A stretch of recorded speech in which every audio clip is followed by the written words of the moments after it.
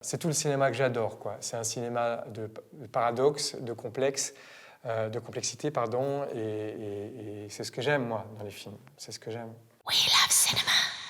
C'est l'histoire de Jay, qui est chauffeur de taxi, qui a plus vu, au Japon, qui a plus vu sa fille depuis 9 ans et qui erre la nuit en espérant secrètement, de manière un peu folle, de retomber par hasard sur elle. Le jour où il est résigné et qu'il a compris qu'il ne reverrait plus jamais sa fille, qu'il décide de rentrer chez lui en France, elle va évidemment rentrer dans son taxi, sauf qu'elle ne va pas le reconnaître. On avait envie d'un Jay un peu presque plus japonais que les Japonais, le montrer très intégré, parce que c'est aussi l'histoire d'un étranger. C'est grâce à Jessica, qui est une espèce de miroir de Jay, qu'on va comprendre par quoi il est passé il y a 9 ans, et de voir un petit peu tout ce que lui a traversé durant toutes ces années. Elle va lui ramener un petit peu d'énergie, son côté un petit peu plus européen, parce qu'évidemment, le personnage de Jay a sa part de responsabilité, il a sa part d'ombre aussi. Et puis voilà, et il va évoluer en fonction du récit.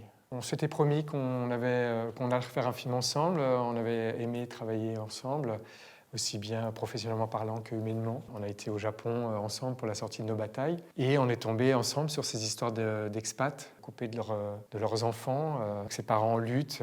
Et c'est vrai que ça nous a touchés, on s'est regardés, il y avait une espèce d'évidence. Le film a commencé comme ça, et puis dans un second temps, on s'est rendu compte à quel point en fait, ça touchait énormément de gens là-bas, aussi bien des Japonais que des étrangers, aussi bien des hommes que des femmes. Enfin, il y avait une espèce de mixité. Et on a pris un peu l'ampleur de la problématique. Et puis voilà, on s'est emparé de ces sujets-là. Au-delà du fait qu'on s'entende bien, humainement, c'est vrai qu'il est très professionnel. Il bosse beaucoup.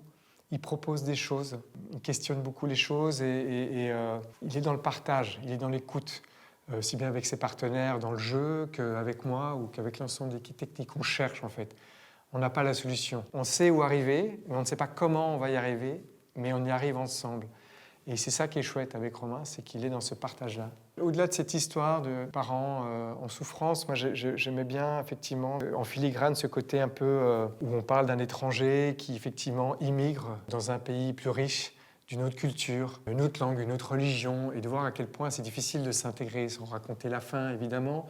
J'aimais bien prendre le contresens de ce qu'on a l'habitude de voir, prendre un peu moins la main du spectateur et de la spectatrice. Voilà. Ça prend tellement de temps de faire un film, tellement de revers, tellement d'échecs, ça prend des années, et qu'en fait, si c'est pas un sujet qui est très viscéral, très ancré, qui me hante, en fait, je vais pas au bout du processus. En fait, c'est aussi simple que ça. Moi, j'ai envie de dire, si c'est ça qui me touche, on y va, allons-y, quoi.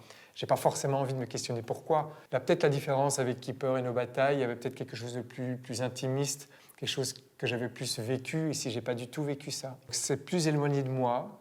En même temps, on parle de nouveau de la parentalité. C'était tout aussi dur et aussi facile de l'écrire, mais ça me touche tout autant. Donc, c'est que j'ai pas encore totalement fait le tour de la question.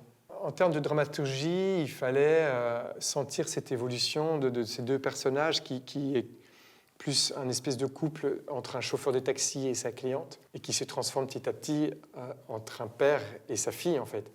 Donc il fallait cette évolution-là, il fallait la marquer en termes de cinématographie. Et c'est vrai que j'avais envie d'un film un peu plus accessible, de ramener un peu plus de lyrisme, où il y a plus de musique, il y a une vraie rencontre, et une ouverture, il y a quelque chose de plus lumineux. Et en même temps, on est en empathie avec ce personnage qui va sans doute trop loin dans son évolution avec sa fille. Et j'aimais bien ce contraste-là entre quelque chose de positif et ce personnage qui, quand même, risque de foncer droit dans le mur. Moi, je voulais filmer le Japon comme si c'était un Japonais qui le filmait, ou plutôt, et c'est sensiblement différent, plus comme Jay le voit. Mais Jay, ça fait 15 ans qu'il est au Japon, donc c'est pas le même regard. Donc tout ce qui est exotique, on a sucré, quoi. Il n'y a pas de Mont Fuji, il n'y a pas le dessin de la vague, il n'y a pas le petit chat qui fait comme ça avec sa patte, voilà, pas de whisky japonais. Enfin, on a essayé d'enlever tout ça et on a essayé de travailler voilà, une forme d'ancrage, d'essayer d'être au bon endroit, d'essayer d'être juste en termes d'iconographie, en fait, tout simplement. Moi, j'ai été ému quand j'ai entendu ces récits et j'ai voulu partager cette émotion que j'ai ressentie.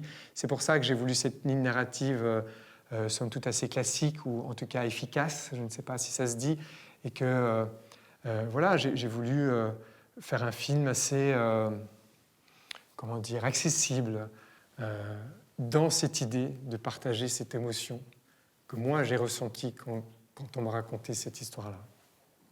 Merci beaucoup Guillaume. Avec plaisir.